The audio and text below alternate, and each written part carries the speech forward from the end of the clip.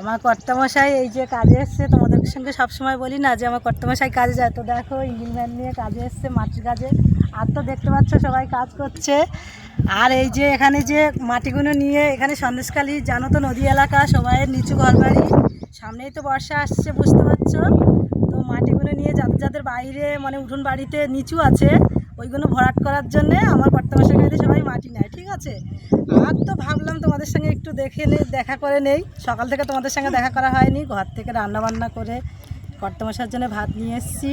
তো দেখো জায়গাটা কত সুন্দর, তোমাদেরও দেখলে একটু ভালো লাগবে। তো দেখো চারিদিকটা কত সুন্দর, গাছপালা শুধু সবুজ আর সবুজ। আমার তো দেখে খুব ভালো লাগলো, ভাবলাম তোমাদের সঙ্গে একটু দেখিয়ে নেই জায়গাটা। তো আমার কর্তামশাইয়ের জন্য কী দিয়ে রান্না করে নিয়ে এসেছি বলো তো আজকে? টমেটো আলু মাখা, ভাজা লঙ্কা তার সঙ্গে আছে, আর ঢেঁড়স আলুর ভাজা দিয়ে আমার কর্তামশাইয়ের জন্য ভাত নিয়ে এসেছি। আমার বাড়ির থেকে প্রায় 20 মিনিটের রাস্তা। তো আমার কর্তামশাইয়ের কাছে এসেছি ভাত নিয়ে মাঠে। তো দেখতে পাচ্ছ ইঞ্জিন ভ্যানগুলো রাখা আছে, আরও সবাই কাজ করছে। আর খুব সুন্দর জায়গাটা, তো আমার খুব ভালো লেগেছে, তোমাদের নিশ্চয়ই খুব ভালো লেগেছে। তো তোমরা সবাই ভালো থাকো এবং সুস্থ থাকো। বাই, আবারও তোমাদের সঙ্গে দেখা হচ্ছে পরের ভিডিওতে।